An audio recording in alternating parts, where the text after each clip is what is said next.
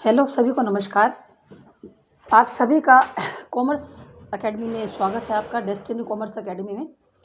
तो देखिए, हमारा जो टॉपिक है वो कौन सा चल रहा था, हमारा टीचिंग मॉडल का टॉपिक चल रहा था।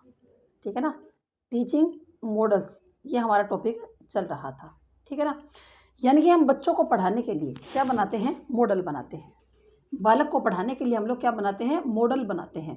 यानी कि देखो भाई, जैसे कोई भी युद्ध होता है, कोई भी युद्ध होता है तो वो एक तरीके से सिस्टम से लड़ा जाता है। ऐसे थोड़ी ना कि आप युद्ध के लिए आपने युद्ध के लिए जाना है और आप अपने जो हाथ में आएगा, कोई चाकू हाथ में आए, तलवार आए, कोई बाण आए, कोई बर्छा आए और लेके आप चल पड़ोगे। ऐसे थोड़ी ना होता है।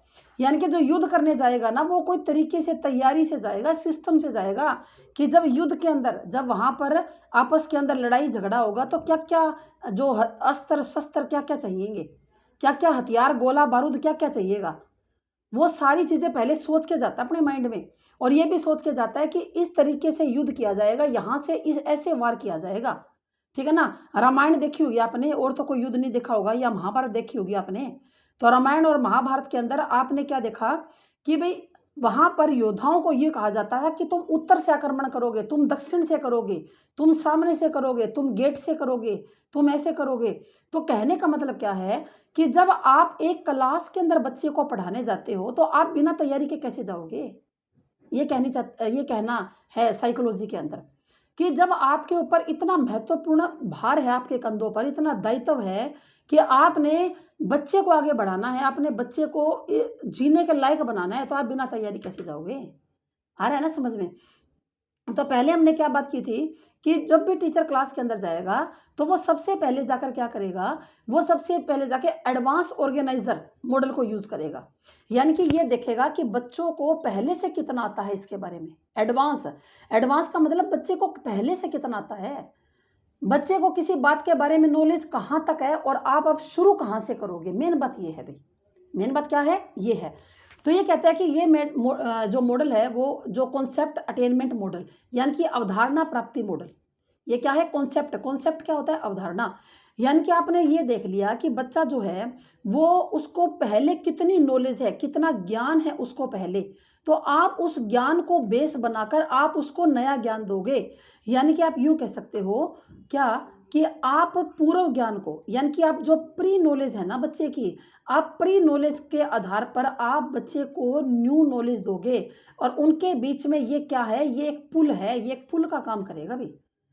जो आप पढ़ा रहे हो ना वो एक पुल का काम, आप क्या उसको सिखाओगे, प्रीवियस नॉलेज के आधार पर आप बच्चे को क्या दोगे, नई नॉलेज दोगे। ठीक है, तो वो तो आपने देख लिया कि बच्चे को पहले से कितना ज्ञान था, कितना आता है, बच्चे को कितना नहीं आता। अब बात करते हैं कॉन्सेप्ट अटेनमेंट मॉडल की। यानी कि बच्चा धारण, आप बच्चे को धारण कैसे करवाओगे। अब क्लास में आप चले गए, अब ऐसे थोड़ी ना है कि आपने बच्चे को सीधा सीधा बता दिया कि आज तो हम लोग जो है ना, आज तो हम लोग न्यूटन का नियम सीखेंगे भी, ऐसे नहीं। आप बच्चे को जो कॉन्सेप्ट आप बच्चे को सिखाना चाहते हो वो बच्चा अटेन कर ले, प्राप्त कर ले, ऐसा आप कैसा मॉडल बनाओगे। मतलब देखो भाई, सीधी सी बात है, बच्चा ज्ञान का निर्माण खुद करेगा। साइकोलॉजी क्या कहती है कि बच्चा ज्ञान का निर्माण खुद करेगा। टीचर क्या है, टीचर ओनली फैसिलिटेटर है, केवल फैसिलिटी को देने वाला है। वो फैसिलिटी को दे देगा, बाकी ज्ञान का निर्माण बच्चा खुद कर लेगा। आपको बच्चे का ज्ञान का निर्माण टीचर को नहीं करना। टीचर को एक सुविधा देनी है उसको। टीचर को ये देखना है कि पहले कितना आता था और अब जो मैं कॉन्सेप्ट पढ़ा रहा हूँ उसको बच्चा कैसे अटेन करेगा, उसको कैसे ग्रहण करेगा। अब समझ रहे हो ना। तो ये मॉडल किसने दिया था, जेरोम ब्रूनर ने। किसने दिया था, जेरोम ब्रूनर ने। और अगर हम एडवांस का बात करें कि एडवांस ऑर्गेनाइजर मॉडल है, वो किसने दिया था, वो आसू बेल ने दिया था। थोड़ा सा ध्यान रखिएगा, ये जो मैं आपको 4 मॉडल करवाऊंगी एडवांस ऑर्गेनाइजर करवा दिया, कॉन्सेप्ट अटेनमेंट है, उसके बाद इंफॉर्मेशन और फिर इंक्वायरी है। इन चारों मॉडल के जन्मदाता अलग अलग है। एडवांस ऑर्गेनाइजर के आसू बेल है और इसके कौन है, जेरोम ब्रूनर है। ब्रूनर ने क्या कहा कि मानव का ये नेचर है कि सिमिलर कैरेक्टरिस्टिक्स वाली वस्तुओं को एक ग्रुप में रख सकता है। जैसे जैसे आपने बच्चों के सामने कुछ खट्टे फल जो है उसका चित्र दिखा दिया और कुछ मीठे फल का, और फिर आप ऐसे बॉक्स बना दोगे और यहाँ पर आप बच्चे को क्या बताओगे, कुछ फल है भाई। जैसे आपने यहाँ कहा मैंगो, मैंगो तो बच्चे क्या करेंगे, मैंगो तो बड़ा मीठा होता है, आम तो मीठा होता है रसीला, तो मैंगो को इसमें रख देंगे। ठीक है, फिर जैसे आप यूँ कहते हो कि अंगूर, ग्रेप्स, तो बच्चे जो ग्रेप्स को किस में रख देंगे, इसमें रख देंगे। ठीक है ना? फिर जैसे आपने कहा कि यहाँ पर मान लो कोई और चीज़ का नाम लिया, जैसे आँवला है, आँवला भी एक फल माना जाता है। आँवला क्या है? तो आँवले को बच्चा यहाँ रख देगा, खट्टे के अंदर रखेगा। ठीक है? फिर जैसे यूँ हो जाएगा सेब, सेब तो मीठा ही अच्छा लगता है ना, तो यहाँ पर सेब को क्या कर देगा? यहाँ रख देगा। ठीक है? अब जैसे है मौसमी, तो मौसमी क्या होती है? खट्टी होती है, तो मौसमी को कहाँ रखेगा? यहाँ रख देगा। तो हम जो सेम नेचर वाली चीज़ें हैं ना, उसको क्या कर लेते हैं? उसको एक ग्रुप में रख सकते हैं। क्या रख सकते हैं? एक ग्रुप के अंदर रख सकते हैं।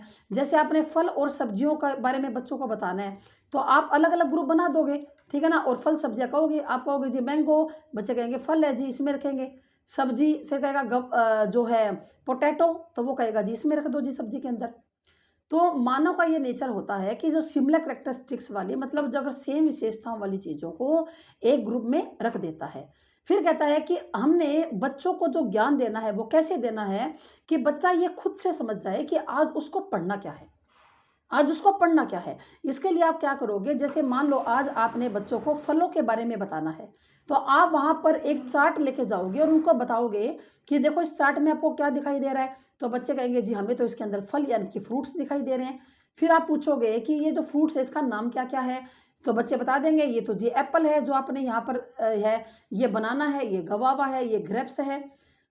तो अब उन सबको रख देगा। फिर आप कहोगे जी ना जी टमाटो, तो बच्चे कहेंगे नहीं सर मैडम टमाटो नहीं, टमाटो तो सब्जी होती है, उसको पता है ये फ्रूट नहीं होता। ठीक है ना? तो बच्चे क्या करेंगे, इस तरह से कॉन्सेप्ट को अपने माइंड में सीधा सीख लेंगे।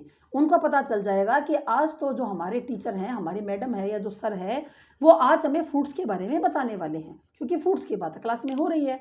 अगले दिन आप क्लास में जाओगे तो आप गेम्स के बारे में बताओगे मान लो, तो आप वहाँ पर 2 क्या बना दोगे, ये बना दोगे बॉक्स या चित्र जो भी है। आप कहोगे कि एक तो होती है इंडोर गेम्स होती है और एक क्या होती है आउटडोर गेम्स होती है। तो इंडोर किस में आएगी, आउटडोर में बता दोगे। आपने कहा कैरम बोर्ड, तो कैरम बोर्ड वो कहेंगे बच्चे जी इंडोर है। फिर जो आउटडोर के बारे में आप कहोगे क्रिकेट, बोले आउटडोर है जी, ठीक है ना? तो आप कहोगे सांप सीढ़ी, तो वो कहोगे इंडोर है जी सांप सीढ़ी तो। और जो फिर आप फुटबॉल कहोगे तो वो क्या है, वो आउटडोर है। तो इस तरह से तो बच्चों को पता चल जाएगा कि आज टीचर किसके बारे में, गेम्स के बारे में बताना चाहते हैं। तो अपने माइंड में सीधा अटेन करेगा, टीचर को उनके दिमाग में भरना नहीं है।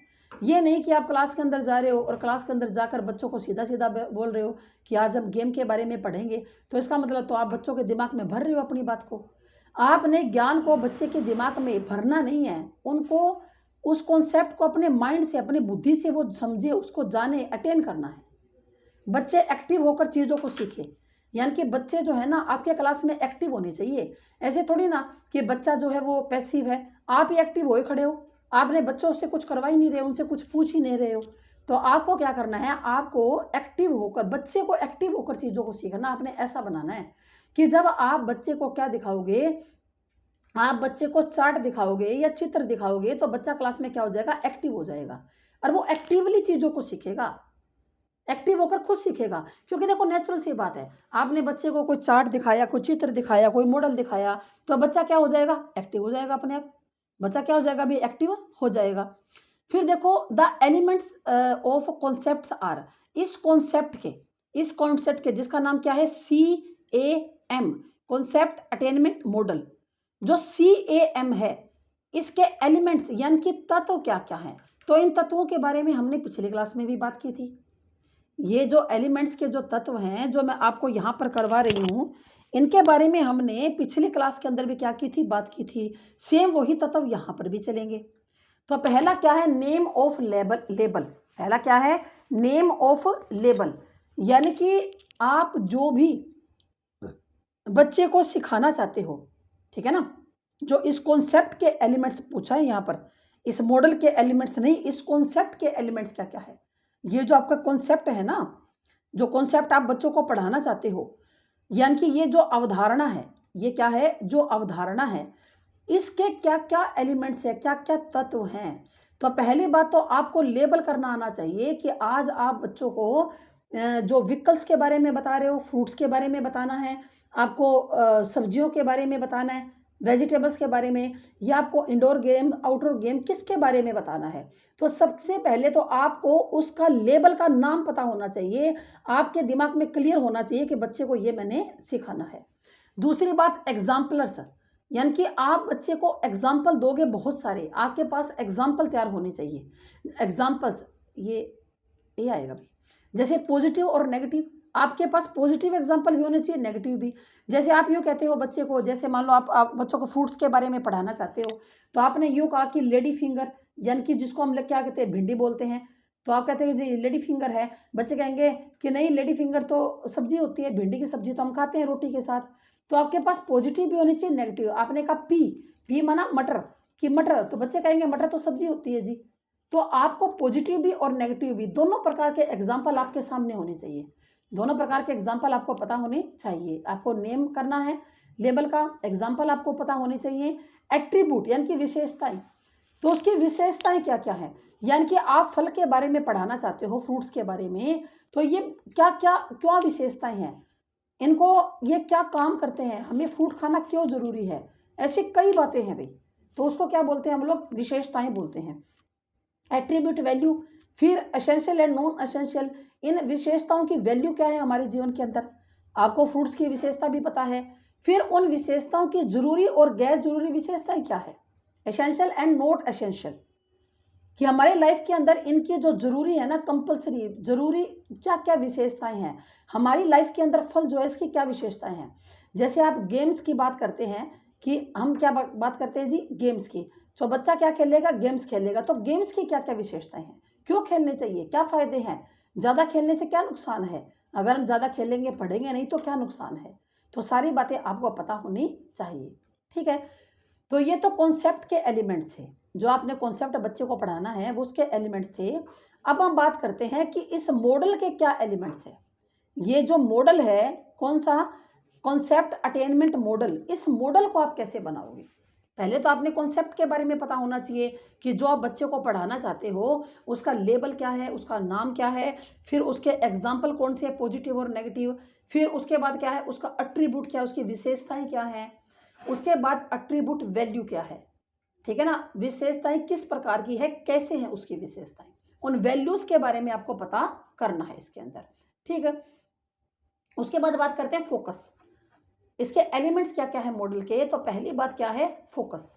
ये फोकस क्या होता है, फोकस का मतलब होता है कि मेन बात जिसके आप फोकस कर रहे हो, आप जो बच्चों को पढ़ाना चाहते हो, बच्चे को बताना चाहते हो, कि किसी पर्टिकुलर कॉन्सेप्ट को हम एग्जाम्पल के द्वारा समझा पाए, फोकस होता है। आप फोकस को क्या कह सकते हो, आप गोल भी कह सकते हो। आप फोकस को क्या बोल सकते हो, गोल भी बोल सकते हो, कि आप वास्तव में बच्चों के लिए आपने क्या गोल बनाए हैं, आपका किस बात के ऊपर फोकस रहेगा, आप बच्चों के दिमाग में क्या उसको बैठाना चाहते हो, क्या बच्चों को आप लोग सिखाना चाहते हो, वो क्या होता है, वो फोकस होता है। वो क्या होता है भाई, वो फोकस होता है, कि आप बच्चों को क्या क्या सिखाना चाहते हो, क्या आप बच्चों को बताना चाहते हो। ठीक है ना, उसके बाद क्या है, उसके बाद है जी, एक मिनट, सिंटैक्स। उसके बाद क्या है, सिंटैक्स होता है। ये सिंटैक्स क्या होता है भाई, सिंटैक्स का मतलब क्या होता है भाई, संरचना। फोकस के अंदर तो आपने ये देखा कि आप बच्चे को क्या क्या सिखाना चाहते हो, क्या बताना चाहते हो, किन किन बातों के ऊपर आपका क्या है, फोकस है। ठीक है, उसके बाद क्या है, सिंटैक्स। सिंटैक्स क्या होता है, संरचना। क्या होता है भाई, ये संरचना होती है।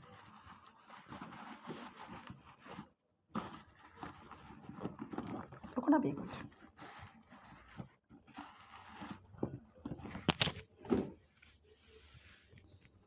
हाँ जी। उसके बाद क्या है, सिंटैक्स। सिंटैक्स का मतलब क्या हो गया, कि संरचना हो गया। जस्ट मिनट, एक मुझे ये ठीक करने दो माइक।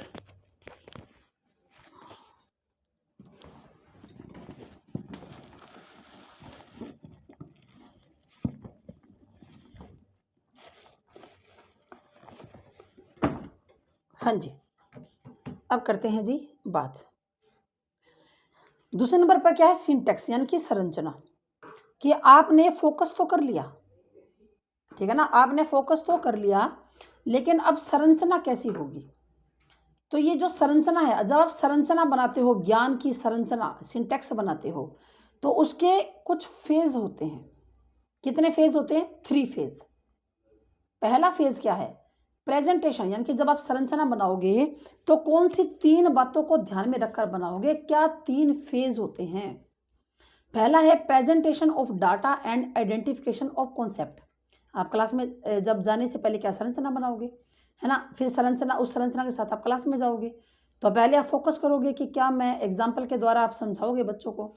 उसके बाद आप क्या प्रेजेंट करोगे? डेटा को एंड आइडेंटिफिकेशन ऑफ कॉन्सेप्ट, कि ऐसा डेटा आप बच्चों के सामने रखोगे जिससे बच्चे उसको समझ में आ जाए बच्चों को कि आज हम क्या पढ़ने वाले हैं, और वो उसका आइडेंटिफिकेशन कर सके। यानी कि आपने जाते ही क्लास में नहीं बता देना कि भाई मैं तुम्हें क्या पढ़ाने वाला हूँ या क्या पढ़ाने वाली हूँ। बच्चों को खुद से पहचान करने दो कॉन्सेप्ट की, कि बच्चे खुद से बोले कि हाँ, आज क्या हम फ्रूट्स के बारे में पढ़ेंगे। तो बच्चे खुद से बोलें, आपको जाकर सीधा नहीं बता देना कि भाई देखो बच्चों आज हम फ्रूट्स के बारे में पढ़ेंगे, ऐसा नहीं बताना। आप उनको ऐसे चार्ट दिखाएँगे, चित्र दिखाएँगे कि बच्चा क्या करेगा, बच्चा खुद आइडेंटिफ़ाई करेगा। तो उसके लिए आप क्या करोगे? डाटा को बच्चों के सामने दिखाओगे और बच्चे को कॉन्सेप्ट का आइडेंटिफिकेशन करने के लिए बच्चे को क्या करोगे? प्रोत्साहित आप करोगे। ठीक है ना? उसके बाद और क्या करोगे आप फेज़ 1 के अंदर? अगली बात आप करोगे कि teacher presents example. Teacher example को देगा बच्चों को। अलग-अलग तरह के, वो अलग-अलग प्रकार के क्या देगा? उदाहरण देगा कि देखो इसके अंदर ऐसा होता है, उसके अंदर ऐसा होता है। अलग-अलग एग्जाम्पल देगा भी। जैसे उसने न्यूटन का नियम सिखाना है तो वो एग्जाम्पल देगा कि भई जो भी चीज़ हम पृथ्वी पर गिराते हैं, वो मतलब जो भी चीज़ हम अपने हाथ से छोड़ देते हैं ऐसे करके, वो नीचे आती है, क्योंकि धरती के अंदर ग्रेविटेशनल फोर्स है। अलग-अलग एग्जाम्पल देगा कि आप सिक्का उछालोगे तो नीचे आएगा, बोतल उछालोगे तो नीचे आएगी, आप खुद अगर खुदाक मारोगे तो नीचे आओगे, अगर आप खुद कूद गए तो। Students compare attributes in positive and negative example. जो स्टूडेंट है वो नेगेटिव और पॉजिटिव एग्जाम्पल के बीच में क्या करेंगे? तुलना करेंगे। ठीक है ना? जैसे मैंने बताया था ना कि आप फल के बारे में पढ़ाना चाहते हो और आप कह रहे हो कि पी तो क्या होता है? मटर होता है। पी क्या होता है? मटर होता है। तो बच्चे खुद पहचानेंगे कि पॉजिटिव एग्जाम्पल कौन-सा है और नेगेटिव एग्जाम्पल कौन-सा है। ठीक है ना? Students generate and test hypothesis. Student क्या जनरेट करेंगे? हाइपोथेसिस को, यानी कि फिर परिकल्पनाएँ बनाएँगे। है ना? हमने बच्चे को करना तो ऐसा ही है ना कि बच्चे के हमने थिंकिंग करवानी है, कि बच्चा सोच सके, आगे आने वाले जीवन के बारे में वो सोच सके। तो जनरेट बना सके, और किसको? हाइपोथेसिस को। टेस्ट कर सके कि जो मैंने हाइपोथेसिस बनाई, जो मैं सोच रहा हूँ वो ठीक है क्या? क्या सर वास्तव में यही पढ़ाना चाहते हैं? ठीक है। उसके बाद क्या है? Student state a definition. Student क्या? एक डेफिनेशन खुद से बना सके कि हाँ, कि जो सर है वो ये बात बताना चाहते हैं। कि जो सर है या जो मैडम है वो ये बात बताना चाहते हैं।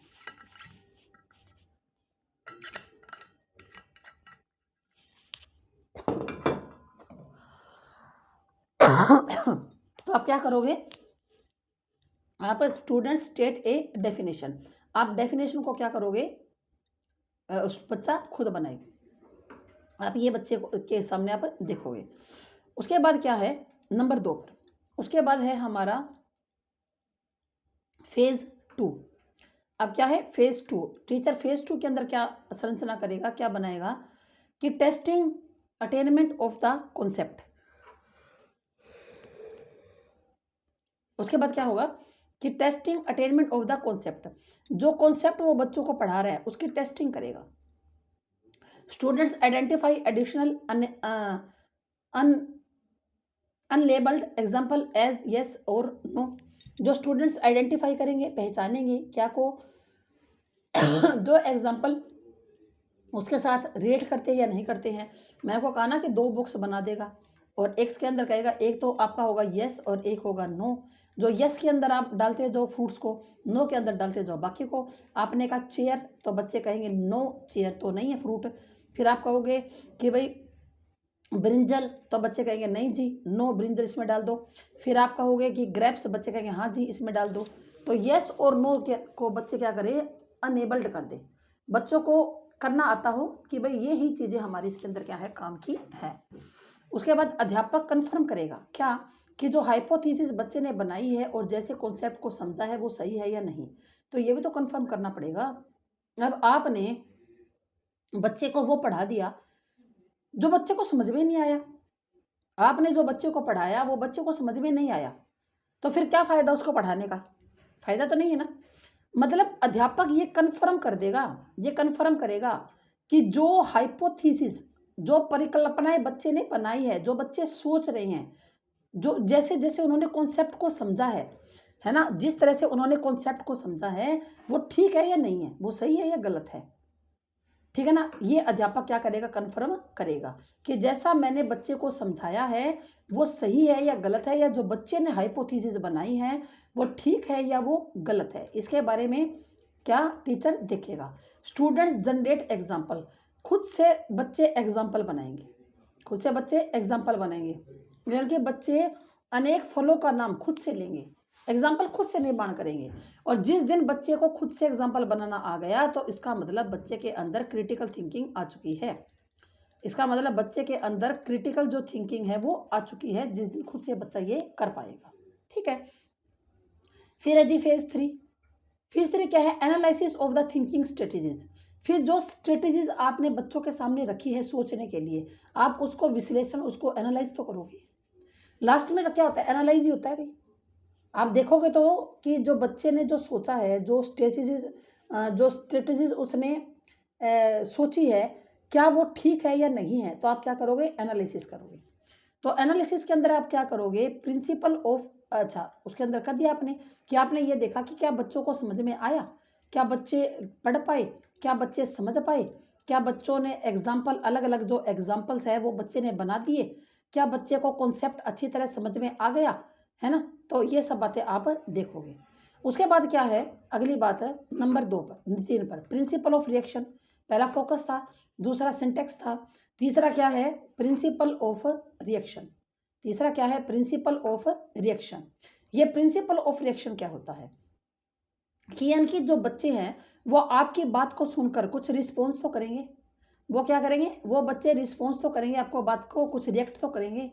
तो एक टीचर होने के नाते आप ये देखिए कि बच्चे आपको क्या रिस्पॉन्स कर रहे हैं और कैसा रिस्पॉन्स कर रहे हैं। तो अध्यापक बच्चों के द्वारा बनाए हुए हर हाइपोथेसिस पर रिएक्ट करता है, बिल्कुल करता है। सही है तो सही कहेगा, गलत है तो गलत कह देगा। गलत है तो कह देगा नहीं बच्चे तुम गलत दिशा की तरफ जा रहे हो, ये ठीक नहीं है। सही है तो यूँ कह देगा कि हाँ कि तुम बिल्कुल सही बना रहे हो। तो बच्चों के द्वारा बनाए हुए हर हाइपोथेसिस पर क्या करता है? रिएक्ट करता है। स्टूडेंट्स को बताएगा कि आपकी गलती कहाँ पर है। क्या करेगा? टीचर स्टूडेंट को ये बताएगा कि भाई जो तुम्हारी गलती है ना वो कहाँ पर है। अगर बच्चा कोई गलती करता है तो आप गलती करने वाले बच्चे के ऊपर भी रिएक्ट करोगे, और जो सही कर रहा है ना उसको भी शाबाश, वेरी गुड, बहुत अच्छा, अच्छा किया, आप उसके ऊपर भी रिएक्ट करोगे। ठीक है ना? ज़्यादा उदाहरण देकर एक्सप्लेन करेंगे कि करेगा कि जो टीचर क्या है वो फिर और भी ज़्यादा उदाहरण देगा। अगर बच्चों को अब भी नहीं समझ में आ रहा, अगर बच्चों को अब भी कोई दिक्कत है, तो जो टीचर है वो ज़्यादा एग्जाम्पल देकर क्या करेगा? वो एक्सप्लेन करेगा। ठीक है ना? वो क्या करेगा भी? वो एक्सप्लेन करेगा। ठीक है? क्लियर भाई, बात समझ में आ गई? बढ़े आगे, चलो।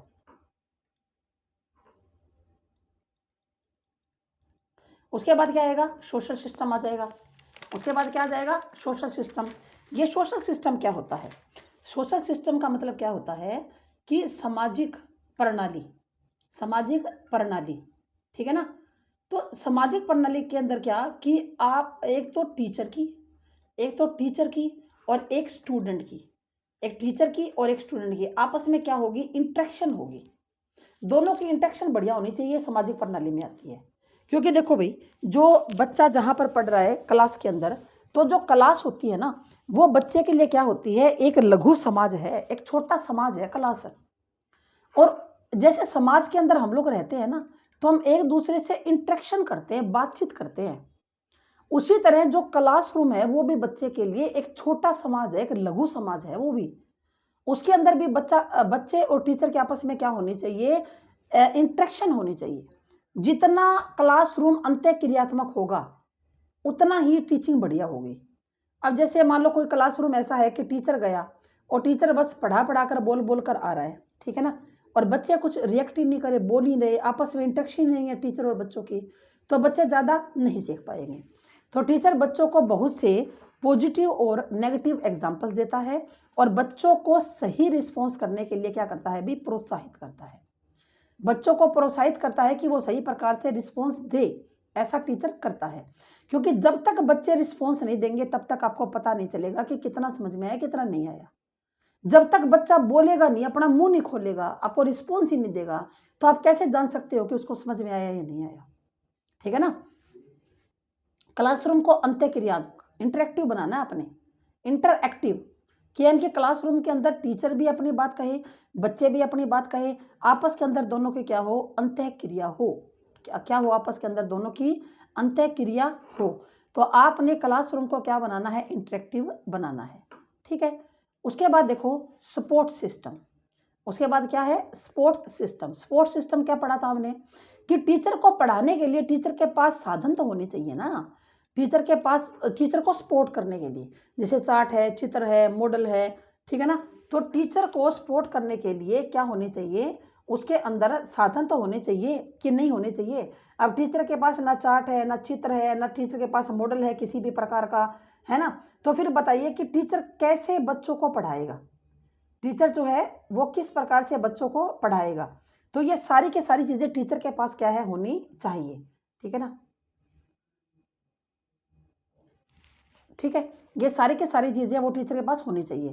तो टीचर को ध्यान रखना चाहिए कि वो जो भी एग्जाम्पल बच्चों को दे रहा है वो कॉन्सेप्ट रिलेटेड हो, वो क्या हो, कॉन्सेप्ट रिलेटेड होना चाहिए। ऐसा थोड़ी ना कि आपके कॉन्सेप्ट के साथ कोई चीज़ रिलेट ही नहीं कर रही, आपके कॉन्सेप्ट के साथ कोई चीज़ रिलेट ही नहीं कर रही, तो कॉन्सेप्ट रिलेटेड होना चाहिए। आप टीचर को ऐसे एग्जाम्पल आने चाहिए, टीचर के पास चार्ट होना चाहिए, चित्र होना चाहिए, मॉडल होना चाहिए। अगर वो बात है ना कि भाई मार मार बिना हथियार के तुम्हारा भी नहीं जाएगा। अब आप सोच रहे हो कि टीचर बहुत अच्छा पढ़ा दे और उसके पास को करिकुलम एक्टिविटीज़ भी करवा दे, तो उसके पास साधन तो होने चाहिए ताकि स्टूडेंट कॉन्सेप्ट को आसानी से समझ सके। ठीक है ना। और वो जो भी एग्जाम्पल दे, अब मतलब आप पढ़ा तो रहे हो फल के बारे में, आप बच्चों को एग्जाम्पल दे रहे हो, आप बच्चों को मान लो इंडोर गेम्स के, तो ये कोई बात थोड़ी ना है। इंडोर गेम्स के आप एग्जाम्पल दे रहे हो बच्चों को, तो आपको तो एग्जाम्पल रिलेट ही नहीं कर रहे टॉपिक के साथ, कॉन्सेप्ट के साथ। कि आप वही बात कहिए ना जो कॉन्सेप्ट के साथ रिलेटेड हो। जैसे कई बार कई टीचर की आदत होती है कि बात को पता नहीं कहाँ का कहाँ लेके जाएंगे, वो उसका साथ रिलेशन ही नहीं होता कॉन्सेप्ट के साथ। तो आप बच्चों को वही समझाइए जो उसके कॉन्सेप्ट के साथ रिलेट करता हो। उसके बाद होगा जी एप्लीकेशन। उसके बाद क्या है, एप्लीकेशन, यानी कि अप्लाई कैसे करोगे एप्लीकेशन को भी अब समझना आपने कि आप अप्लाई कैसे करोगे। यह model language class science language, यह मॉडल लैंग्वेज क्लास साइंस और मैथ के क्लास में इस्तेमाल किया जाता है। ये जो मॉडल है जो मैंने आपको अभी पढ़ाया कॉन्सेप्ट अटेनमेंट, यह आप तो लैंग्वेज क्लास में कर सकते हो, बच्चे को पता चल सकता है कि क्या पढ़ाया जा रहा है। साइंस में कर सकते हो, भले आप बच्चों को दिखाइए कोई चित्र वगैरह, जैसे साइंस के अंदर टीचर ने बच्चे को आँख का चित्र दिखाया तो इसका मतलब आँख के बारे में आज पढ़ना है। मैथ का जो क्लास है उसके अंदर भी किया जा सकता है, और बाकी सब्जेक्ट टीचर के अनुभव पर बेस्ड है। अगर मान लो जैसे आपने बाकी और सब्जेक्ट पढ़ाना है, मान लो एसएस पढ़ाना है, तो ये तो टीचर के अनुभव पर बेस्ड है। भी आपने बच्चे को मोरल एजुकेशन बतानी है तो ये तो टीचर के उसके ऊपर है। लेकिन मैथ की भी लैब होती है, साइंस की लैब होती है, लैंग्वेज क्लास में भी कर सकते हो। जैसे आपने एक ऐसे संज्ञा पढ़ानी है बच्चे को, तो आप संज्ञा का ऐसे चित्र लेकर आ गए, वहाँ पर कुछ क्या है, कुछ आदमी है भी, ये भी संज्ञा है। वहाँ पर एक टेबल है ना, वहाँ पर क्या है, एक टेबल है तो ये भी संज्ञा है। वहाँ पर एक बोर्ड है तो वो भी संज्ञा है, एक वहाँ पर चाक है तो वो भी संज्ञा है। ठीक है। तो आप लैंग्वेज क्लास में पढ़ा सकते हो, साइंस में और मैथ की क्लास में पढ़ा सकते हो इसको, और बाकी सब्जेक्ट टीचर के अनुभव पर क्या है, बाकी सब्जेक्ट बेस्ड है। ठीक है। चलो जी, अब हम करते हैं अगला मॉडल। एक ही क्लास के अंदर 2 मॉडल आराम से हो जाएंगे। कर लें अगला मॉडल या नेक्स्ट लेक्चर के अंदर करें।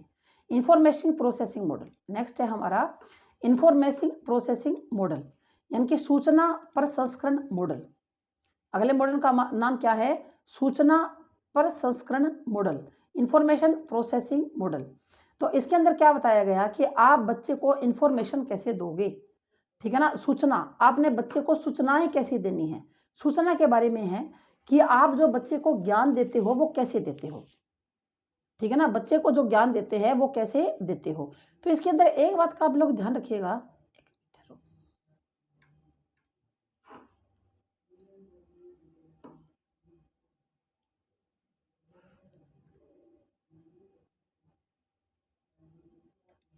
ठीक है जी। यानी कि हमारे दिमाग के अंदर जो सूचनाएं होती हैं, हमारे दिमाग के अंदर जो सूचनाएं होती हैं, आप बच्चों को वो किस तरह से सिखा सकते हो। आप जो है वो बच्चों को किस तरह से वो सिखा सकते हो। तो देखो 1968 की बात है, एटकिंसन और शिफरिन ने ये मॉडल दिया। और उन्होंने क्यों दिया? क्योंकि उस समय कंप्यूटर का भी निर्माण किया जा रहा था। 1968 की बात है, तो बढ़िया-बढ़िया बड़े-बड़े कंप्यूटर जो है उनका भी निर्माण हो रहा था। तो एटकिंसन और शिफरिन के दिमाग में एक आइडिया आया कि ये जो कंप्यूटर है, ये इसके अंदर हम लोग उसके द्वारा कीबोर्ड के द्वारा डाटा डालते हैं भई, और कंप्यूटर के अंदर फिर वो कहाँ पर जाकर स्टोर होता है, और फिर जब हमें दोबारा वो डाटा चाहिए तो हम उसमें कीबोर्ड में फिर कोई सिस्टम जो है वो दबाते हैं और डाटा दोबारा आ जाता है। तो ऐसे ही इंसान का दिमाग भी तो है। इन दोनों ने ये दिमाग लगाया कि ऐसे मानव का दिमाग भी होता है कि पहले हमें जो कोई चीज़ है ना, वो हम सीखते हैं, उसको देखते हैं, फिर वो हमारे दिमाग में जाती है शॉर्ट टर्म मेमोरी के अंदर, उसके बाद फिर वो लॉन्ग टर्म मेमोरी में जाती है, और जब बच्चा पेपर देता है तो वो सारी चीज़ें याद करता है, रिकॉल करता है, और उसके बाद वो पेपर देकर आता है। तो ये तो बिल्कुल कंप्यूटर की तरह हो गया भाई। ये किसकी तरह हो गया? ये एकदम कंप्यूटर की तरह हो गया। तो इन्होंने कंप्यूटर के आधार पर कंप्यूटर को बेस बनाया इंफॉर्मेशन प्रोसेसिंग मॉडल के लिए। यानी कि जैसे एक कंप्यूटर के अंदर सूचनाएं प्रोसेस होती हैं, उसी प्रकार एक इंसान के मानव के दिमाग के अंदर भी सूचनाएं क्या होती हैं? प्रोसेस होती हैं। ये प्रक्रिया चलती है भाई। ये प्रक्रिया क्या है? मानव के दिमाग में भी चलती है। तो इन्होंने कहा, एटकिंसन और शिफरिन ने 1968 में ये मॉडल दिया और ये कंप्यूटर के बेस पर दिया गया। इस मॉडल का आधार क्या था? इस मॉडल का आधार कंप्यूटर था। ये कंप्यूटर के बेस के ऊपर ये दिया गया था। ठीक है। इसमें बताया गया है, क्या बताया गया है? कि जो दिमाग होता है वो किसकी तरह है भाई? कंप्यूटर की तरह है। किसने बताया था? एटकिंसन और शिफरिन ने। एटकिंसन और शिफरिन ने, कि क्योंकि तब कंप्यूटर का भी निर्माण हो रहा था, और फिर कंप्यूटर का जब निर्माण हुआ तो इनको आइडिया आ गया कि दिमाग जो होता है ना वो कंप्यूटर की तरह होता है। जैसे कंप्यूटर के अंदर होता है ना कि हम लोग पहले इनपुट देते हैं, उसके बाद सीपीयू के अंदर प्रोसेसिंग होती है, और उसके बाद फिर हम कभी भी चाहे तो उससे कोई भी आउटपुट ले सकते हैं। जो हमने इनपुट किया, जो दिमाग के अंदर हमने डाटा भर दिया, उसी और दिमाग के अंदर भी उसकी प्रोसेस होती है, और जब हम पेपर देने जाते हैं तो वो डाटा दोबारा आ जाता है ना। अब मैं आपको पढ़ा रही हूँ, ये मैंने कभी पढ़ा हुआ है पहले, ये मैंने पहले भी अच्छी तरह पढ़ा हुआ है। तो पहले जब मैंने पढ़ा हुआ है तो अब मेरे दिमाग में क्या है? ये रिकॉल हो रहा है, और मैं आपको ये पढ़ा पा रही हूँ। कंप्यूटर की तरह दिमाग में भी सूचना को क्या किया जाता है? इनपुट। जैसे सीपीयू में प्रोसेसिंग होता है, वैसे ही एसटीएम शॉर्ट टर्म मेमोरी में भी होता है। हमारे दिमाग के अंदर एसटीएम होता है। एसटीएम का मतलब क्या है? Short term memory. हमारे दिमाग में क्या है? एसटीएम है, शॉर्ट टर्म मेमोरी होती है। यानी कि जब आप किसी चीज़ को, हमारे सराउंडिंग के अंदर चारों तरफ क्या है? बहुत सारी चीज़ें होती हैं भी। हमें डेली हमारे सराउंडिंग में बहुत सारी चीज़ें हैं, लेकिन जो चीज़ हमको आकर्षित करती है, हम उसके बारे में सोचते हैं, और वो किसके अंदर धकेल देते हैं? अपनी एसटीएम में धकेल देते हैं। फिर वो चीज़ जब एसटीएम में चल जाती है और उसको बार-बार हम लोग अभ्यास करते हैं, तो फिर वो बाद में कहाँ चली जाएँगी? एलटीएम लॉन्ग टर्म मेमोरी में भी चली जाती है। पढ़ेंगे आगे, सारा का सारा आएगा, टेंशन ना लो। तो ये कहता है कि जैसे सीपीयू में प्रोसेसिंग होता है ना, वैसे ही एसटीएम शॉर्ट टर्म मेमोरी में भी होता है। क्या होता है? प्रोसेसिंग होती है। शॉर्ट टर्म मेमोरी में भी क्या होती है? अभी प्रोसेसिंग होती है। ठीक है।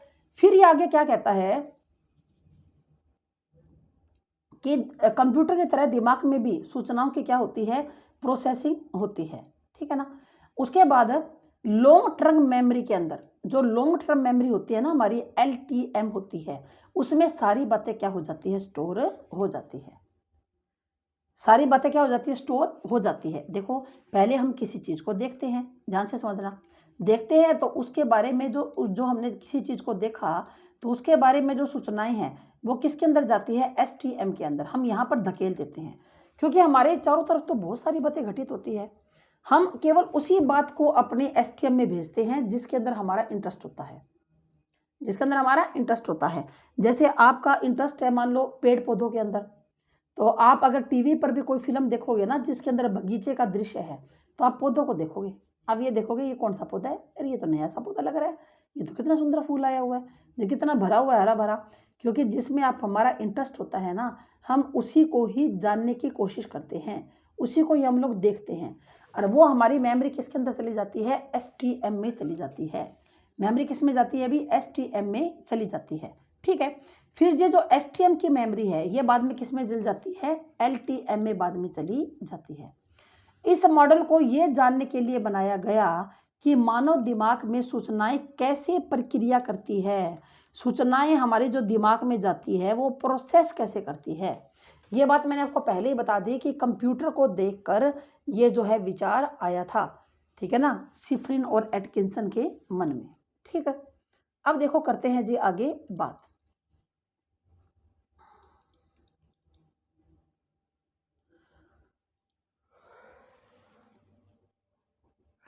टाइप्स ऑफ मेमोरी, आगे बात करते हैं टाइप्स ऑफ मेमोरी। मेमोरी के कितने टाइप्स होते हैं, तो मेमोरी के भाई दो टाइप्स होते हैं।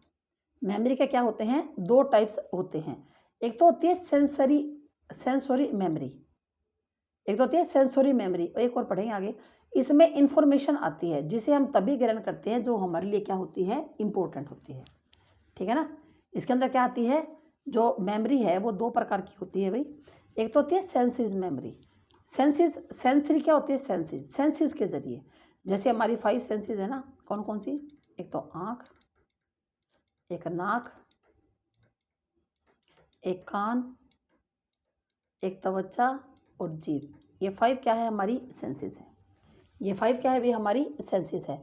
इन सेंसेस के जरिए हमारे दिमाग में क्या आती है, मेमोरी इंफॉर्मेशन आती है जिसे हम तभी ग्रहण करते हैं जब वो हमारे लिए इंपॉर्टेंट हो। जैसे मैंने कहा ना कि सराउंडिंग में तो बहुत सारी चीज़ें घटित होती हैं, लेकिन हम केवल उसी चीज़ को ही अपने दिमाग में लेके जाते हैं जो हमारे लिए क्या है, इंपॉर्टेंट है, हमारे काम की है।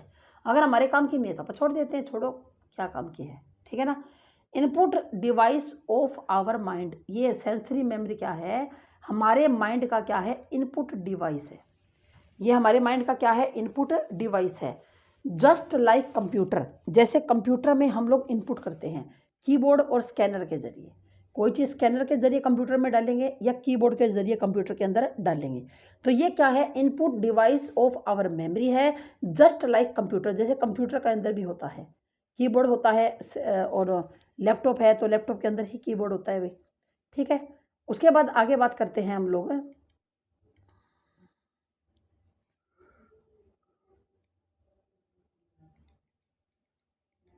This is the first step, यह पहला स्टेप है भाई।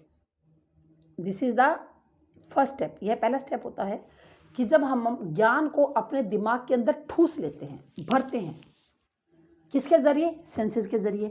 जैसे आपको ठंड लगी तो ये ठंडा है, गर्मी लगी तो गर्म गर्म है, खुरदरा लगा तो खुरदरा है, चिकना लगा तो चिकना है। ठीक है ना, तो सेंसेस के जरिए ज्ञान को हमारे दिमाग के अंदर भर देते हैं। हमें हमारी सेंसरी ऑर्गन से इंफॉर्मेशन को ग्रहण करते हैं। हम जो हमारी सेंसेस है, 5 सेंसेस, जो अभी अभी मैंने आपको बताया, जो हमारी 5 सेंसेस है उससे हम लोग क्या करते हैं, इंफॉर्मेशन को ग्रहण करते हैं। ठीक है, उसके बाद आती है जी शॉर्ट टर्म मेमोरी, यानी कि कोई बात हमारी सेंसेस के अंदर आ गई, कोई बात क्या है, हमारी सेंसेस के अंदर आ गई, क्योंकि हमारे सराउंडिंग में तो बहुत सारे घटित हो रहे हैं। अब मेरे पास यहाँ टेबल पर 70 चीज़ पड़ी है, अब मैं उसी चीज़ की तरफ मेरा ध्यान जाएगा जो मेरे काम की है। अगर कोई चीज़ मेरे काम की नहीं तो मैं उसको देखती नहीं होंगी, मैं देखती नहीं हूँ। यहाँ पर कई नोट्स पड़े हैं, मैं देखती नहीं, पता नहीं किसके हैं, मुझे क्या करना है ना। अब यहाँ पर पानी की बोतल पड़ी है, मैंने इसको देखा, क्यों, क्योंकि मुझे प्यास लगी हुई है। तो उसको हम लोग क्या करते हैं, अपने सेंसेस के जरिए अपनी STM में, यानी कि शॉर्ट टर्म मेमोरी में भेज देते हैं। किसके अंदर भेज देते हैं, STM में, शॉर्ट टर्म मेमोरी, जो थोड़े टाइम के लिए होते हैं। इसे वर्किंग मेमोरी भी बोलते हैं। शॉर्ट टर्म मेमोरी को क्या बोलते हैं, वर्किंग मेमोरी भी बोलते हैं, काम करने की मेमोरी। यानी कि शॉर्ट टर्म मेमोरी के अंदर अगर जो कोई चीज़ हमने भेज दी तो वो क्या करती है, वो वर्क करती है, वो काम करती है। तो इसलिए हम लोग इसको क्या बोलते हैं, वर्किंग मेमोरी बोलते हैं। यह सूचनाओं को क्या करती है, अस्थायी रूप से ग्रहण करती है। यह सूचनाओं को कैसे ग्रहण करती है, अस्थायी, परमानेंट नहीं है, अस्थायी है। हाँ, अगर उसको हमने परमानेंट करना है तो उसके लिए हमें उसको रिपीटेशन, रिहर्सल करनी पड़ेगी, बार बार उसको याद करना पड़ेगा।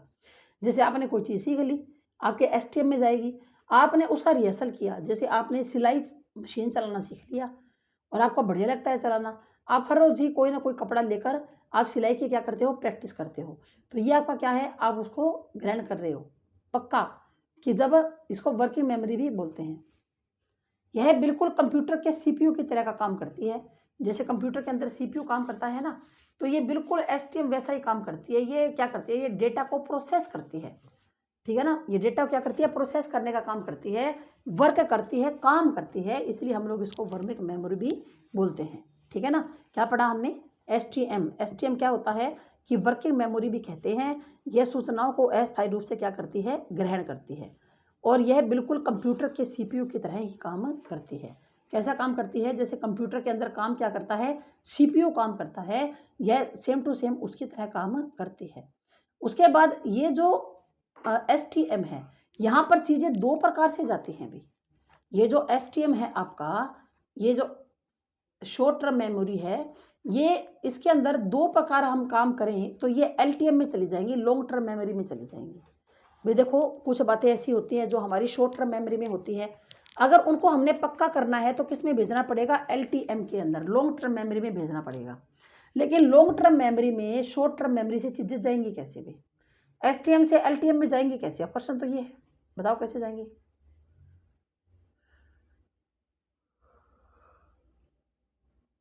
कैसे जाएंगी, कुछ अंदाजा। एक तो जाएगी मेंटेन्स रिहर्सल, हम रिहर्सल करेंगे, रिपीटेशन करेंगे बार बार बार बार। जैसे छोटे बच्चों को पोइम बुलाई जाती है ना, हर रोज़ बुलाई जाती है, मछली जल की रानी है, जीवन उसका पानी है, तो ये रिहर्सल ही तो है। अब बच्चे को ये नहीं पता कि मछली जल की रानी क्यों है, लेकिन उसको बार बार रिहर्सल करवाई जा रही है, और वो चीज़ रिपीटेशन से पक्की हो गई। जब हम बच्चे को स्टार्टिंग में कुछ सिखाते हैं तो रिपीटेशन से सिखाते हैं, ऐसे थोड़ी ना कि बच्चे से हम गहराई से ज्ञान देते हैं, पहले उसको रट्टा मरवाया जाता है। जैसे स्कूल में होता है ना, 2 एकम 2, 2 दूनी 4, 2 तिये 6, तो ये रट्टा ही तो है। कई हर रोज़ बच्चा बोलेगा, एक दिन बच्चे को क्या आ जाएगा, बच्चे को जो है एलटीएम के अंदर चीज़ें चली जाएंगी। उसके बाद है एलाबोरेटिव। एलाबोरेटिव क्या होता है, रिहर्सल। ये होती है अटैच मीनिंग, मीनिंग से अटैच करती है। जैसे मान लो आपको कुछ याद करना है तो आप उसके लिए ट्रिक बना लेते हो, मीनिंगफुल बना लेते हो। आपको मैंने कोई चीज़ समझा दी, आप उसको मीनिंग निकालोगे आप उसका बैठ के, कि हाँ ये ऐसे होता है, ये वैसे होता है, ये यूँ होता है, ये यूँ होता है। तो ये मीनिंगफुल होती है, अटैच मीनिंग से अटैच करती है, अर्थ से, मतलब गहराई से सीखने पर बल देती है। जैसे मतलब यूँ कर दिया कि भाई कोई बंदा है, उसको एसटीएम के अंदर चली गई, लेकिन उसको अगर हमने एलटीएम के अंदर ले जाना है तो गहराई से वो चीज़ सीखनी पड़ेगी, उसके साथ कोई ट्रिक जोड़नी पड़ेगी भाई। तो वो क्या है, वो एलाबोरेटिव है। मेंटेनेंस में क्या करेंगे हम लोग, रिपीट कर करके डालेंगे, और एलाबोरेटिव में क्या करेंगे, गहराई से उसको क्या करेंगे, अध्ययन करेंगे, ठीक है। उसके बाद हम लोग बात करते हैं लॉन्ग टर्म मेमोरी की। लॉन्ग टर्म मेमोरी की बात कर लेते हैं, एक मिनट। लॉन्ग टर्म मेमोरी के अंदर चीज़ें कैसी होती हैं भाई, लॉन्ग टर्म मेमोरी के अंदर इसे कंप्यूटर की, एक मिनट, लॉन्ग टर्म मेमोरी की कंप्यूटर की हार्ड डिस्क से तुलना की जाती है, एचडी से। हार्ड डिस्क से क्या की जाती है, तुलना की जाती है, ठीक है ना। जैसे हार्ड डिस्क के अंदर होता है ना कि डाटा स्टोर हो जाता है, हार्ड डिस्क के अंदर क्या होता है, डाटा स्टोर हो जाता है। उसी प्रकार रिहर्सल के बाद सूचनाएं या जो ज्ञान है वो एलटीएम में आती है, तब हम समझते हैं कि लर्निंग पूरी हो चुकी है। यानी कि जब हम बार बार रिहर्सल करते हैं, रिहर्सल दो प्रकार की होती है। एक तो मीनिंगफुल रिहर्सल है, जैसे आपने कोई ट्रिक जोड़ ली किसी चीज़ को याद करने के बाद, तो वो एलटीएम में आ जाती है, हम सब क्या समझते हैं कि लर्निंग तो हो गई थी पूरी। या फिर हम लोग रट्टा मारते हैं, किसी कोई चीज़ हमें ना भी याद हो तो हम लोग क्या कर लेते हैं, उसका रट्टा मार लेते हैं, तो वो किसके अंदर, एलटीएम के अंदर चली जाती हैं। जब एलटीएम के अंदर चली जाएगी तो लर्निंग प्रोसेस क्या हो जाएगी, पूरी हो जाएगी, ठीक है ना। LTM has permanent storage, LTM के अंदर क्या है, इसकी परमानेंट स्टोरेज हो जाती है, परमानेंट रूप से वहाँ पर रहती है। फिर जब आप पेपर देने जाते हो, आप पेपर देने जाते हो तो वहाँ पर तो आपको फिर सारे क्वेश्चन तो याद आने चाहिए, तभी तो फायदा है पढ़ने का। तो वहाँ पर क्या होती है, ये एलटीएम से रिवर्स होकर कहाँ चली जाती है, एसटीएम में, शॉर्ट टर्म मेमोरी में। क्योंकि जो शॉर्ट टर्म मेमोरी है ये वर्किंग मेमोरी होती है, काम ये करती है, ये काम नहीं करती। ये वर्किंग मेमोरी होती है, ये काम ये करती है एसटीएम, ये लॉन्ग टर्म काम नहीं करती, ये तो केवल डाटा को स्टोर रखने के लिए है बस, ठीक है ना। क्लियर बात, आ गया सारा समझ में। चलो जी, बढ़ते हैं हम लोग आगे, ठीक है। एक मिनट,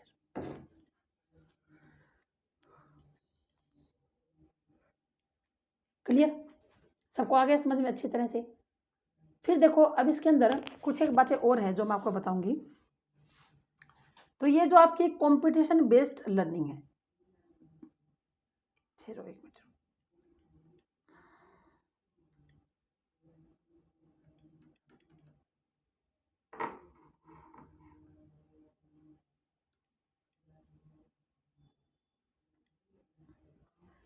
हाँ जी। तो इसके अंदर क्या कहा जाता है, इसके अंदर ये कहा जाता है जो आपका ये जो इन्फॉर्मेशन प्रोसेस है, इसके अंदर सबसे पहले हमारे सामने क्या होता है, हमारे सामने स्टिमुली होती है। सबसे पहले इसके अंदर हमारे सामने एक पानी, हमारे अंदर क्या होती है, सबसे पहले स्टिमुली होती है, स्टिमुली। ये स्टिमुली क्या होता है, आएगा अभी यहाँ पर। स्टिमुलस क्या होता है भाई, उद्दीपक, आपने सारा पढ़ा हुआ है। स्टिमुलस क्या होता है, उद्दीपक होता है, ठीक है ना। यानी कि जैसे इंफॉर्मेशन है, जैसे क्या है, इंफॉर्मेशन है, तो इंफॉर्मेशन जब हमें दी जाती है तो ये किसका काम करती है, ये स्टिमुली का। जैसे मैंने कहा था ना कि वातावरण में तो हमारे सामने बहुत कुछ है, वातावरण में तो हमारे सामने बहुत कुछ है, ठीक है ना। और हम लोग जब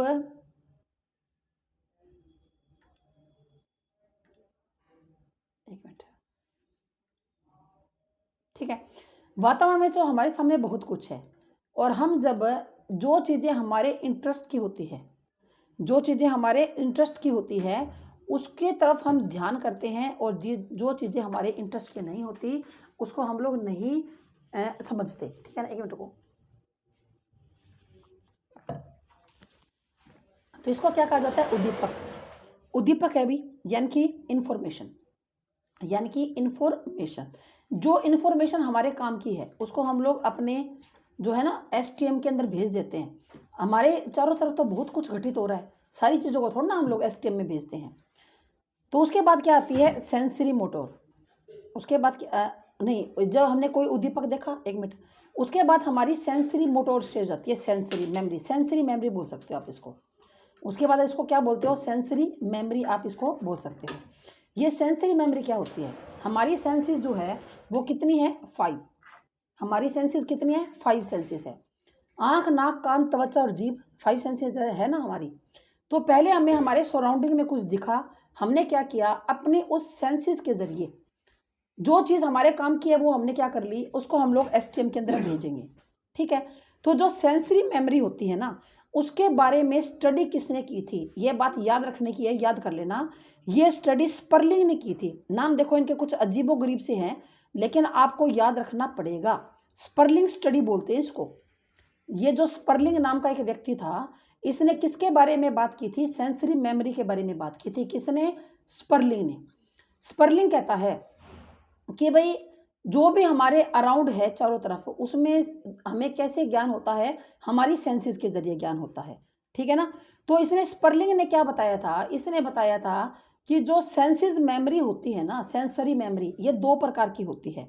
एक तो होती है इकोनिक, इकोइक, एक होती है इकोइक और एक होती है आइकोनिक, ठीक है ना। एक तो होती है इकोइक, एक होते हैं आइकोनिक। इकोइक क्या होती है, इकोइक उसको बोलते हैं कि मेमोरी ऑफ साउंड। इकोइक किसको बोलते हैं, मेमोरी ऑफ साउंड, यानी कि जहां पर हमें केवल आवाज सुनती है ना। जैसे पीछे से आप गाड़ी लेकर जा रहे हो, बाइक पे हो, पीछे से हॉर्न मार रहा है कोई, है ना, पीछे से कोई गाड़ी वाला आपको हॉर्न मार रहा है, तो आपने समझ में आ गया ना, सेंसिस आपने कान से सुना, कान की आपकी सेंसिस है। आप फटाक से क्या कर लोगे, अपनी गाड़ी को थोड़ा सा साइड में कर लोगे, अपने बाइक को भी, वो गाड़ी चली जाएगी। तो आपने सुना। आइकॉनिक क्या होती है, ये मेमोरी ऑफ विजुअल्स है।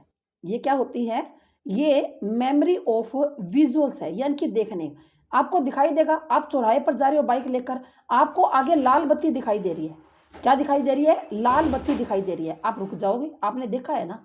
पीछे से कोई हॉर्न मार रहा है ना, तो आपको पता है कि साइड में होना है, थोड़ा सा वो जाएगा।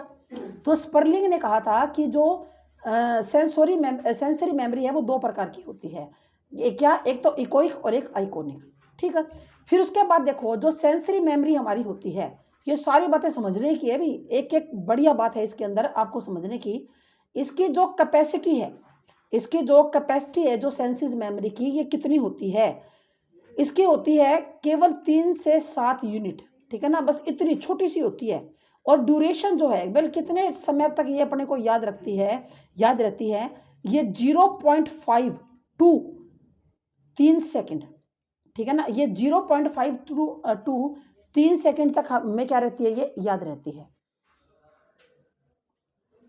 एक मिनट भाई, हाँ जी, ये कब तक हमें याद रहेगी? 0.5 से 3 सेकंड तक याद रहेगी हमें, बस कुछ ही टाइम के लिए। कुछ ही टाइम के लिए ये अपने को याद रहती है, उसके बाद हम लोग इसको भूल जाते हैं, है ना? एक बार फिर से देखो, पहले हमारे सामने वातावरण में उद्दीपक है, स्टिमुली है, इसके अंदर इन्फॉर्मेशन होती है, इनको हम समझते कैसे है? सेंसेस के ज़रिए। सेंसेस का अध्ययन किसने किया था? स्पर्लिंग ने। स्पर्लिंग ने कितने प्रकार की बताई? सेंसेस 2 प्रकार की, इकोइक और आइकोनिक। इकोइक क्या होती है? साउंड से संबंधित है, आइकोनिक देखने से संबंधित है।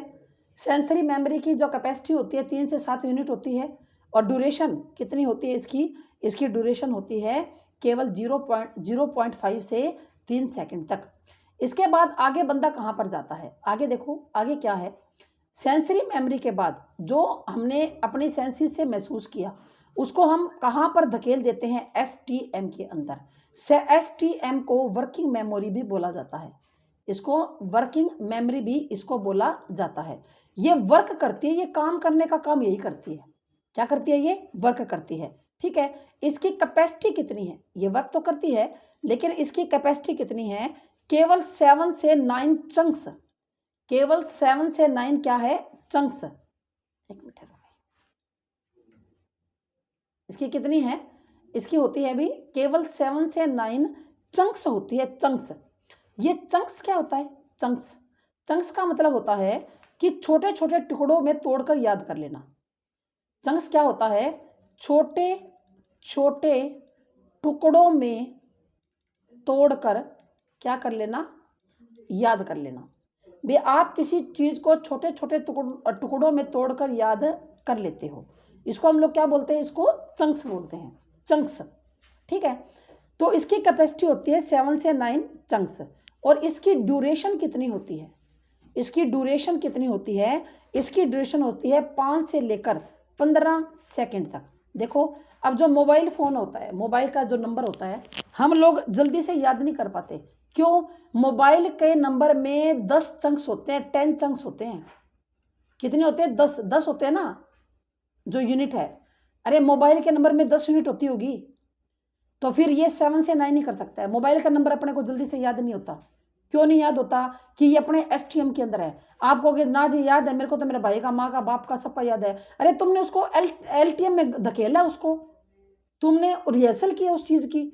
जब आपने उसकी रिहर्सल कर ली तो आपने उसको कहाँ पर धकेल दिया? आपने तो उसने एलटीएम में। अब हम इसको भी धकेलेंगे। देखो ये कहाँ जाएगा? अब ये एलटीएम में जाएगा। एलटीएम क्या होता है? Long term memory. ये क्या होती है? Long term memory. समझ गए आप तो लोग? तो आपने लॉन्ग टर्म मेमोरी में धकेल दो ना। जैसे आपकी मम्मी का फोन नंबर है, आपकी मम्मी का फोन नंबर है, आपने उसको याद करना है क्योंकि आपको जरूरत है। देखो माँ से तो आप बात करोगे, तो आप अपनी मम्मी के फोन नंबर को 2-3 बार, 5 बार, 10 बार देखोगे क्या नंबर है, फिर याद करोगे, उसको रिहर्सल करोगे। ना करोगे तो बताओ? अरे रिहर्सल करोगे तभी पता चलेगा, आप एलटीएम में भेज दोगे। फिर जब भी आपको अपनी मम्मी के पास फोन मिलाना होगा तो आप एलटीएम से उल्टा चलोगे, फिर आप बैक होलोगे और आप कहाँ ले आओगे? एसटीएम से। आप कहोगे क्यों जी हम एलटीएम से एसटीएम में क्यों लाए? क्यों? क्योंकि ये वर्किंग मेमोरी है। आ रहा है ना समझ में? अरे ये वर्किंग मेमोरी है, काम तो एसटीएम करेगी, एलटीएम काम नहीं करेगी। एलटीएम के अंदर तो जो आप रख रहे हो ना वो परमानेंट है आपका। वो क्या आपका? परमानेंट है। जैसे आप पेपर देने चले गए भाई, और पेपर देते समय आपको कोई चीज याद नहीं आ रही, आप ये सोच रहे हो ये पढ़ी तो हुई है पर याद नहीं है। ऐसे होता है ना, सबके साथ होता है, मेरे साथ भी होता है। हम कहते हैं ये पढ़ा तो हुआ है भाई, पर याद नहीं आ रहा क्या है। वो याद क्यों नहीं आता? क्योंकि आपने उसको एलटीएम में भेजा तो था, लेकिन आपने रिहर्सल नहीं की उसके बाद दोबारा, तो वर्किंग मेमोरी में आप ला नहीं पा रहे उसको। आपने उसको छोड़ दिया। आपने क्या किया? उसको छोड़ दिया। अगर आप रिहर्सल नहीं करोगे तो आप कभी भी उसको दोबारा एसटीएम में नहीं ला सकते। समझ में आ गई बात? रिहर्सल करनी पड़ेगी आपको। क्या करनी पड़ेगी? रिहर्सल आपको करनी पड़ेगी, ठीक है। तो हमने क्या उसको, ये जो लॉन्ग टर्म मेमोरी है, जो एलटीएम है, इसके बारे में क्या याद रखोगे आप लोग कि ये जो एलटीएम होता है, एलटीएम इसकी कैपेसिटी कितनी होती है? एलटीएम की जो कैपेसिटी है वो कितनी होती है भाई? इसकी कैपेसिटी होती है क्या? इन्फिनिट। क्या होती है? इन्फिनिट भाई, बहुत ज़्यादा होती है इसकी इन्फिनिटी, कितना भी आप याद कर सकते हो। और ड्यूरेशन कितनी होती है? ड्यूरेशन होती है परमानेंट, ये परमानेंट होती है, ये परमानेंट रह जाएगी। अगर कोई चीज़ आपने याद कर ली ना, अगर मन लगा कर रिहर्सल करके, तो परमानेंट याद रह जाएगी। रिहर्सल 2 प्रकार की बताया था ना अभी-अभी, 2 प्रकार की कौन-कौन सी? एक तो होती है जो आप रट्टा मार के याद करते हो। हम कई चीज़ रट्टा मार के याद करते हैं, है ना? जैसे छोटा बच्चा है वो रट्टा मार के याद करता है। वो कहता है मछली जल की रानी है, जीवन उसका पानी है, हाथ लगाओ डर जाएगी, बाहर निकालो मर जाएगी। वो रट्टा मार रखा है उसने। आप उसको ये कहोगे कि मछली बाहर निकालने पर क्यों मर जाएगी? तो बच्चा कहेगा मुझे क्या पता? छोटे बच्चे को नहीं पता, वो कहेगा मुझे क्या पता? मुझे नहीं पता क्यों मरेगी। लेकिन हम तो बता देंगे कि भई वो तो पानी में ही साँस ले सकती है, वो तो मर जाएगी, जलीय जंतु है, बाहर आएगी तो साँस ही नहीं आएगा उसको। लेकिन बच्चा तो रट्टा मार रहा है और उसने ये बात एलटीएम में भेज रखी है। फिर आपके घर में कोई रिश्तेदार आ गया, आप बच्चे को खड़ा कर देते हो, सुना रे मछली जल की रानी है ना? फिर वो वहाँ पे वही रट्टा दोबारा मार देता है, तो उसके एलटीएम में से वो एसटीएम में ले आया उसको, ठीक है ना? और एक होता है अर्थ ग्रहण करके सीखना, मीनिंगफुल लर्निंग होती है। मीनिंगफुल जैसे हमने कर रखी है, हमें पता है कि मछली बाहर निकालने से क्यों मरेगी, ये मीनिंगफुल लर्निंग होती है। तो वैसे तो जो रोट लर्निंग होती है वो कभी भी बढ़िया नहीं मानी जाती, रोट लर्निंग बढ़िया नहीं है। लेकिन जब हम बच्चे को सिखाएंगे तो शुरू में रट्टा मरवाएंगे, बच्चा शुरू से ही मीनिंगफुल लर्निंग जो है वो नहीं कर पाता। समझ रहे हो ना सारी बातें? तो ये सारा जो मामला है वो आपको याद होना चाहिए, यहाँ से क्वेश्चन बन सकता है, इंपॉर्टेंट है ये मेमोरी वाला। एक बार फिर से समझ लो, मैं रिपीट कर देती हूँ एक बार फिर से। हमारे सामने वातावरण के साथ में बहुत सारे उद्दीपक होते हैं, स्टिमुलस होते हैं। अब जब इसमें यहाँ बैठी हूँ ना, जहाँ से आपकी क्लास ले रही हूँ, इस रूम के अंदर बहुत सी चीज़ें हैं यहाँ पर, बहुत सी चीज़ें टेबल पर पड़ी हुई है, बहुत सी चीज़ें हैं यहाँ पर, दीवारों पर भी कुछ लगा हुआ है ना, सीनरी टाइप का। लेकिन इनमें से मैं उसी को देखूंगी जिसमें मेरा इंटरेस्ट है, जिसमें मेरा इंटरेस्ट नहीं है मैं देखूंगी नहीं, है ना? जिस चीज़ में मेरा इंटरेस्ट नहीं है मैं नहीं देखूंगी। तो हमारे सराउंडिंग में बहुत सारी चीज़ें घटित होती है, हम केवल उन्हीं को देखते हैं, उन्हीं को महसूस करते हैं, उन्हीं इन्फॉर्मेशन को अपने माइंड में भेजते हैं जिनसे हमारा रिलेशन होता है, हमारा इंटरेस्ट होता है। अगर हमारा इंटरेस्ट नहीं है तो हम उसको नहीं देखते, ठीक है? आगे देखो जी, फिर जब हमने स्टिमुलस को देख लिया तो फिर वो सेंसरी मेमोरी के अंदर, सेंसेस के जरिए आप उसको क्या करते हैं, अपनी मेमोरी के अंदर ले आते हैं। सेंसेस हमारी 5 है, आंख, नाक, कान, त्वचा, जीभ, ये तो हमारी सेंसेस है 5, आप सबको पता है। फिर सेंसेस जो है, सेंसेस के बारे में स्टडी किसने की थी? स्पर्लिंग ने। किसने की थी भी? स्पर्लिंग ने। स्पर्लिंग ने 2 प्रकार की सेंसेस बताई थी, एक एक्वाइक और एक आइकोनिक। इकोइक के अंदर क्या होता है, ये हमारी साउंड से संबंधित है, ठीक है ना? गली में कुत्ता भौंक रहा है, आपको साउंड आई, आपने बता दिया अरे कुत्ता भौंक रहा है। दूसरा कहेगा क्या हो रहा है, क्या क्या कुत्ता भौंक रहा है, आवाज़ सुनाई दे रही है, आप अपने सेंसेस से जान लिया ना। एक होता है आइकॉनिक, आप देख सकते हो, आप देख सकते हो, देख के बता देते हो कि हाँ ये काम हो रहा है। तो ये 2 प्रकार की क्या होती है, ये सेंसरी मेमोरी होती है, स्पर्लिंग ने स्टडी की थी, ठीक है? उसके बाद जो आपने सेंसेस के जरिए सीख लिया तो आप एसटीएम में भेज दोगे। एसटीएम क्या? शॉर्ट टर्म मेमोरी, जिसको आप वर्किंग मेमोरी भी बोलते हैं। अच्छा, फिर एक बात और, जो सेंसरी मेमोरी होती है वो उसकी कैपेसिटी कितनी होती है? 3 से 7 यूनिट तक, और ड्यूरेशन होती है 0.5 से 3 सेकंड तक। एसटीएम जो है, एसटीएम के अंदर वर्किंग मेमोरी होती है। एसटीएम क्या है? ये वर्किंग मेमोरी है, और ये जो है इसकी कैपेसिटी कितनी होती है? इसकी कैपेसिटी होती है जी 7 से 9 चंक्स, ठीक है ना? क्योंकि इसलिए मैंने बताया फ़ोन में जो है ना नंबर 10 डिजिट होती है, तभी तो आप उसको याद नहीं कर पाते फटाकदनी से। क्यों नहीं याद कर पाते? क्योंकि 10 डिजिट होती है, ये 7 से 9 तक ही याद कर पाती है, उससे ज़्यादा याद करने की कैपेसिटी नहीं है इसके अंदर। और छोटे-छोटे टुकड़ों में, चंक्स में बाँट देती है, चंक्स के अंदर। किसमें बाँट देती है? चंक्स के अंदर बाँट देती है। ड्यूरेशन कितनी है? 5 से 15 सेकंड तक बात याद रहती है। जैसे आपने कोई भी ऑनलाइन ऑर्डर कर दिया, आपने मान लो अमेज़न से कर दिया कुछ ऑर्डर, ठीक है ना? तो वहाँ पर वो आपको ऑर्डर देने वाला आएगा, तो वो कहेगा कि भई ओटीपी बताओ जी, OTP, one time password, OTP बताना है। ओटीपी आप 5 से 10 सेकंड से ज़्यादा याद नहीं रख सकते ओटीपी को। बता दो याद रख सकते हो, आपको है क्या याद ओटीपी? नहीं याद रहता। अरे ओटीपी वन टाइम पासवर्ड होता है, आपको उसमें जो जितना भी 4-5 डिजिट का आएगा ना ओटीपी आएगा, आप एक बार तो कर लोगे और उसको बता दोगे, वो दोबारा कहेगा क्या था जी? रुक जा भाई दोबारा देखो, आप दोबारा चेक करते हो मोबाइल में। क्योंकि आपने उसको रिहर्सल नहीं की ना, आपके एसटीएम में तो आ गई वो चीज़। फिर उसके बाद देखो आप एलटीएम में भेज देते हो। एलटीएम लॉन्ग टर्म मेमोरी है, तो लॉन्ग टर्म जो मेमोरी होती है तो इसके अंदर कैपेसिटी होती है इन्फिनिट, मतलब हमेशा रहेगी, परमानेंट है ये। कितना भी आप डाटा अपने एलटीएम में भर सकते हो, इन्फिनिट है, कोई सीमा है ही नहीं, कैपेसिटी की कोई सीमा ही नहीं है भाई, ठीक है? समझ में आ गई सारी बात है। फिर जब आपको पेपर देना है तो आप एलटीएम से बातें कहाँ पर लेके आओगे, एसटीएम तक लेके आओगे, क्योंकि ये वर्किंग है, वर्क तो यही करेगी, एसटीएम करेगी। ठीक है, क्लियर। तो आपको मैंने 2 टॉपिक करवा दिए, आपको अच्छी तरह समझ में आ गए होंगे। ठीक है, इनको जिसको समझ में ना भी आए, अगर थोड़ा समझ में आए एक बार में, तो इसको देख लेना वीडियो को भी दोबारा, वो तो आपके पास ही, आप कितनी बार भी देखो। तो आपका थैंक यू, धन्यवाद सभी का। जय हिंद, जय भारत।